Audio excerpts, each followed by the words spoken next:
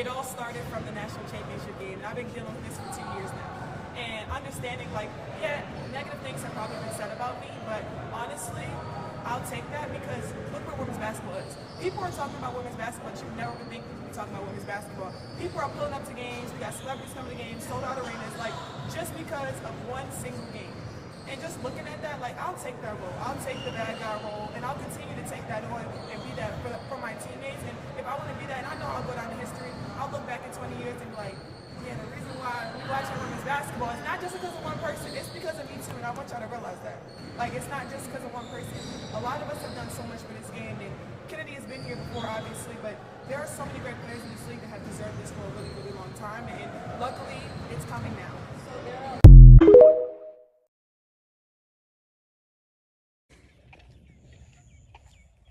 Good morning, good morning, good morning. Van Silk, early morning breeze, rock bottom sports. Got on the Fearless Ford hip hop artist classic shirt. We on the WNBA ballers.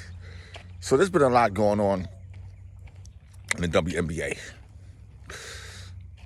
First of all, let me give props to Elle Duncan, because she really laid it out to everybody. And I think I'm going to play the clip of what Elle Duncan had to say about the WNBA. It seemed to me that I'm looking at people like StephenASmith,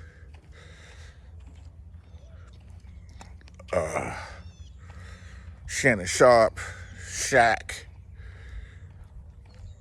Well, not so much Shaq, but let me get LeBron. A lot of these other players.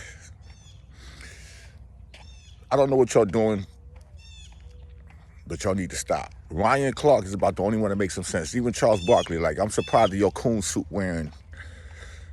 Seriously, your coon suit wearing. I want to call you something else, but I'm not at liberty. But man, I want to talk about what Angel Reese said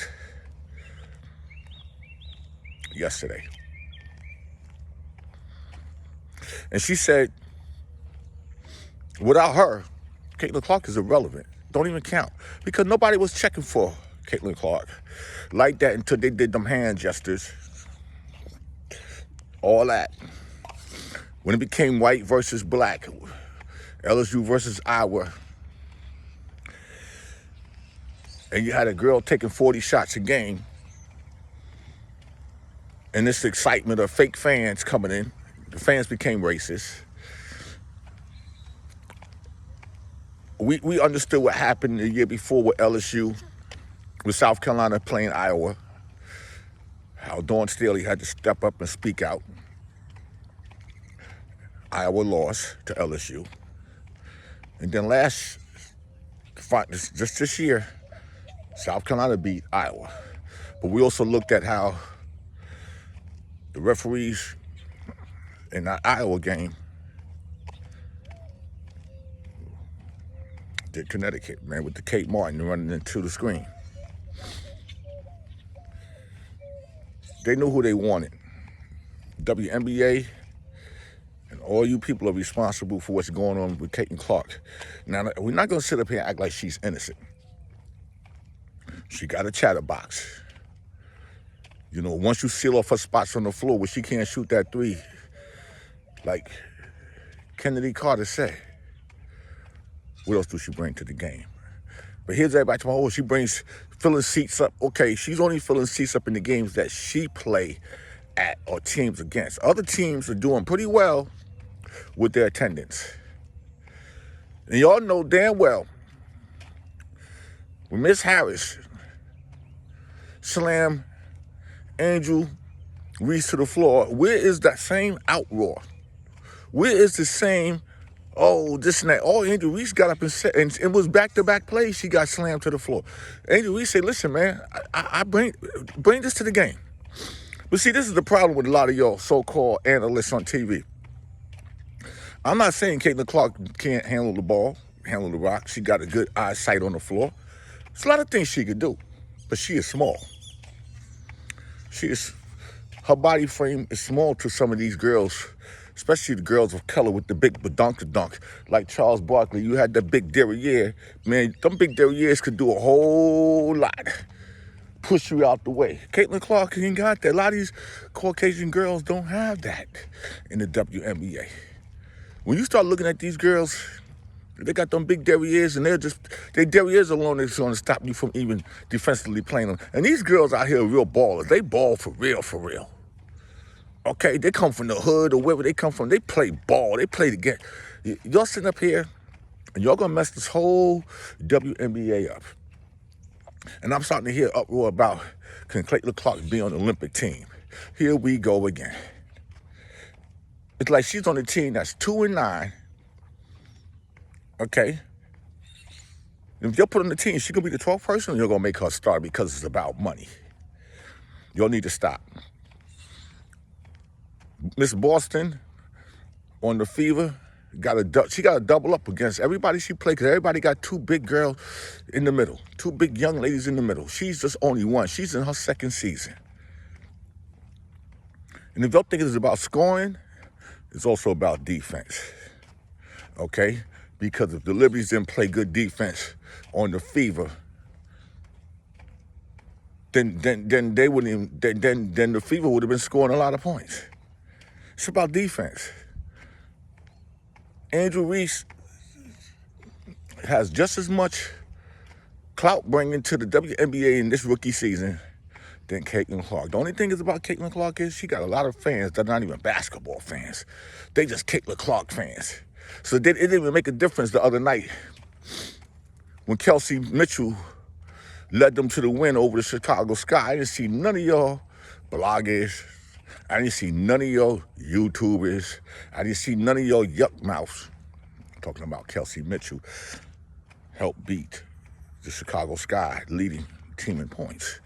Everything about Caitlan Clark. And Caitlan Clark scored 3 points against the Liberties. Y'all want to talk about something else. Yo, if y'all think that 3 points is just the beginning, it's the beginning of what's going to happen when you start facing real defensive teams, real players who are going to D you up. If they want to D you up from the 94 feet or 30 feet, they're supposed to do that. That's what basketball is about. This ain't about letting you shoot, I shoot, you shoot. This ain't the all-star game. This is a team game. This is where you got 12 players on the team that can get cut at any given moment if they're not producing. So what y'all just want people just let her shoot? This ain't the way it goes, y'all. But I'm gonna tell you something. Angel Reese has a point. I support Angel Reese. Y'all could call her the villain. Y'all could call her whatever you want. But at the end of the day, she's not a point guard. She leads the league in offensive rebounds. Hey, listen. Somebody said something stupid yesterday, that Clark will get a ring before Reese. Y'all don't need to worry about Reese. Y'all need to worry about Kate Martin, who was on the same team with Clark, and she's on the Aces. She might get a ring before both of them.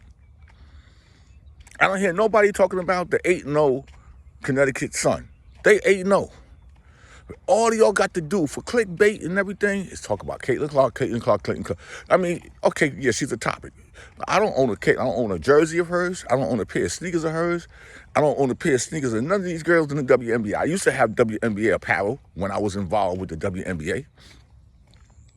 But just like Elle Duncan said, and she laid it out to all of y'all need to stop. Just like McNutt got on Stephen A, and Stephen A had to go on his own show. I'm like, yo, Stephen A, you have not been promoting the WNBA. And I remember some years ago when they was having a show of just women in sports, and then none of y'all watched it. And then a lot of you WNBA teams, y'all got to blame. There's a lot to blame on y'all as well. Because I checked out some of your YouTube channels, and for some of y'all to only have 2,700 subscribers and not even updating your own YouTube channel, y'all are doing something wrong. That's why a lot of people don't get to know your plays. I went on the Indiana Fever page, and they got almost 30,000 subscribers. Now, I haven't checked out the Liberty, or I haven't checked out the Storm, or I haven't checked out Atlanta, the Dream. I haven't checked out none of these subscription pages on YouTube. But I'm going to tell you one thing. Don't depend on the WNBA to promote or you other place, man. Y'all got to have somebody within that organization that's even pushing a YouTube channel, getting interviews and doing a whole bunch of other stuff. Angel Reese is all over TikTok. She stayed on TikTok. I used to get mad at her before about being on TikTok. But no, you have to, because the WNBA is only going to do a certain amount of things. You know, Caitlan Clark got them charter flights. For what I understand, the charter flights was already in development. Okay? They should have been had charter flights 10 years ago, no matter how much money they was losing. The NBA should have been put them in smaller arenas to build it up. It ain't like the WNBA didn't have superstars before. It's just that y'all wasn't promoting them right. Okay? But now this is a social media world, social media platform. Everybody's out here is now an influencer or whatever you want to call it. I don't know what the hell you are. You got half these people up here that won't even promote the teammates of Angel Clark. I mean, of Caitlan Clark. But y'all want to sit up here and worry about when she got hip checked by Carter, her teammates ain't do nothing. What they supposed to do? Get in a fight? Get thrown out the game? Come on. Her own teammates know what she be doing. You'll watch her left hand every time she dribbles. She's always pushing off, hand checking people with her left hand, hitting people in their face. She's not a clean player. She's got her dirty shit. She talk a lot of shit. Okay, so now you playing the women's game. And I'm not even here knocking her. But I know one thing. Y'all better stop this BS right now, just like Elle Duncan's going to get ready to say right here on Fair Use, because a lot of your men in these positions on TV, somebody giving y'all a little check to talk, because it's a lot of bull shit. Angel Reese had hit the floor and all that. The only reason why y'all probably ain't making a big stink of it, because another woman of color did it to another woman of color. And that's the bullshit right there. So that means even some of y'all are racist with your bullshit, because it's all about race. I'll tell you that right now. And like I said 3 weeks ago, when the Fever's going to be 10, 12, 13 games in, and they going to be like 2-12 or 2-13, watch the narrative change. These players are not just going to let this girl just come and just do what you want to do, and they're just not going to let anybody do what they want to do. Or being the fact that all the eyes is on Caitlan Clark, they already sealed up the three-point spots on the floor. We're not letting you get there. You're going to make somebody else beat us. Okay? So y'all need to start talking about the Connecticut Sun. Y'all need to start talking about the Liberty. Y'all need to talk about the Aces. Even the Dream. Atlanta Dream. These girls out here balling. All right? Y'all check out Elle Duncan. This is about the third time I done reposted what she had to say, and she's about the only one who got it right. McNutt got it right.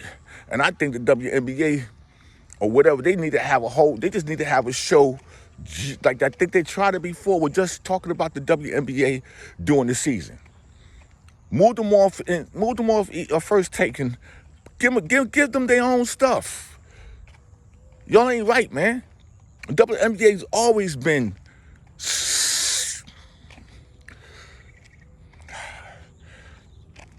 Yo, I'm out. This is Van Silk, Rock Bottom Sports, WNBA Ballers. Y'all have a blessed day.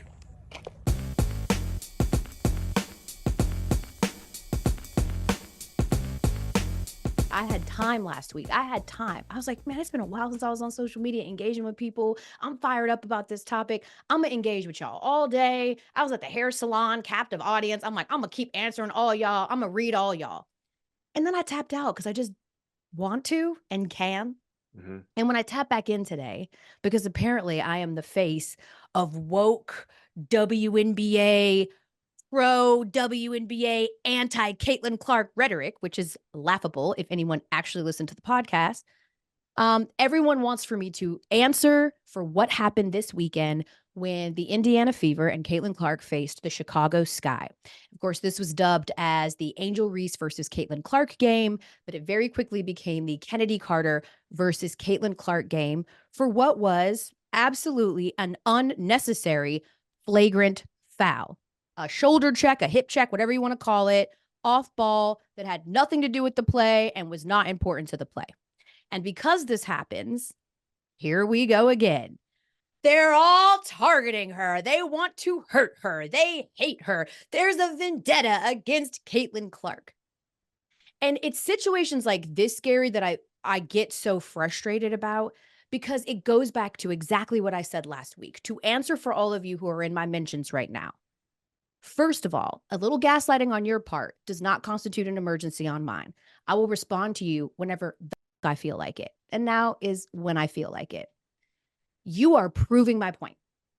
I asked you last week to do just a modicum of research, just a little bit of research before you just go every single time to that same gaslighting dog whistle of all these bitter Bettys hate Caitlan Clark.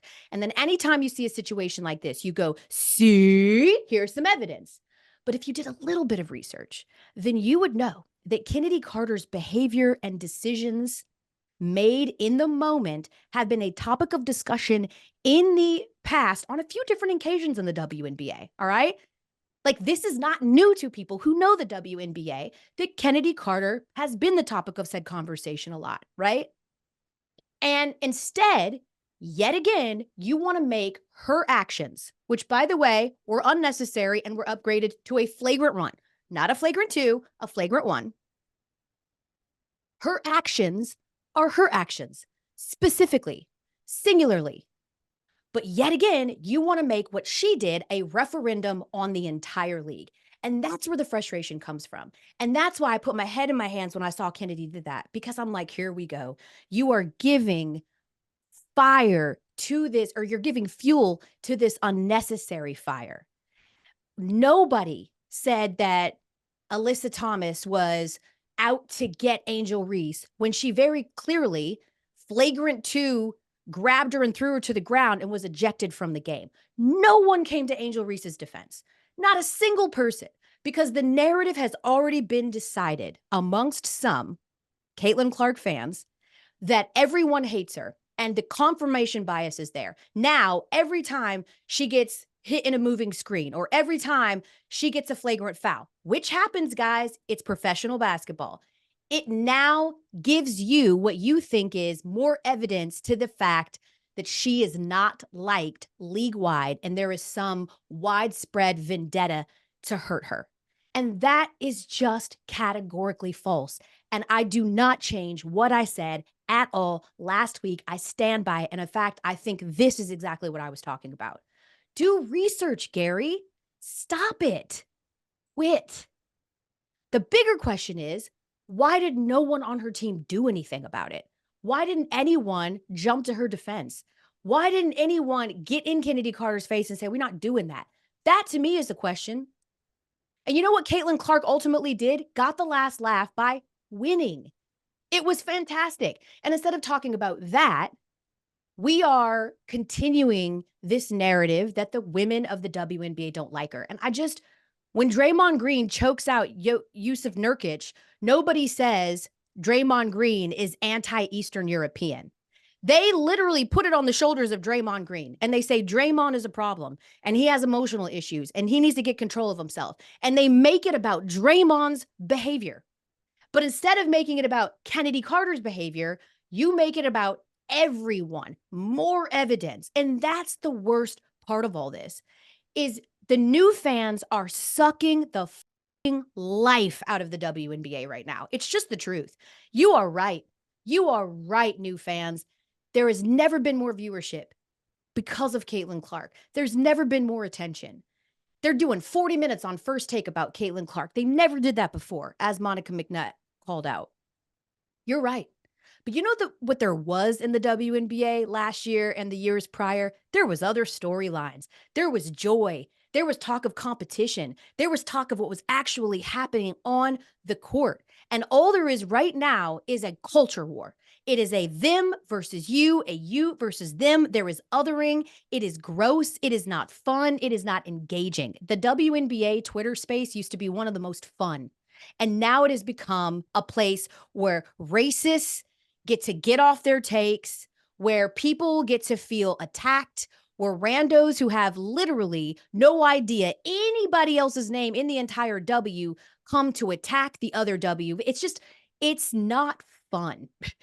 And while these women that are playing in the league appreciate so much the growth and the expansion and all of those things, undoubtedly they do. You got to wonder, Gary, at some point if they're going, oh my God, we literally can't talk about anything else. And not talk about anything else like we're spending too much time talking about how great Caitlan is. We are spending too much time talking about her as a victim and not talking about her play and talking about what happens to rookies in every professional sport and how they earn their respect and how they chip back and how they stand up and how they fight back and how they grow. There was a whole entire movement over the summer on Twitter called My WNBA Moment, where W players highlighted how they got their first reality check in the W. And like half the tweets, Gary, were like, oh, Diana Taurasi like elbowed me in the stomach after she told me she was a big fan. Like that was my welcome to the W moment. This is professional basketball. And this is a reminder that in general, women do have enforcers and they've got goons and they've got people who make problematic decisions. And all of those things can be true. And it can also be true that they are not specifically targeting Caitlan. And it's the exceptionalism that is bothering me. It's the idea that we have placed her so far on a pedestal that we believe she should not even face any of the rigors that comes with being a rookie. Kennedy Carter aside, y'all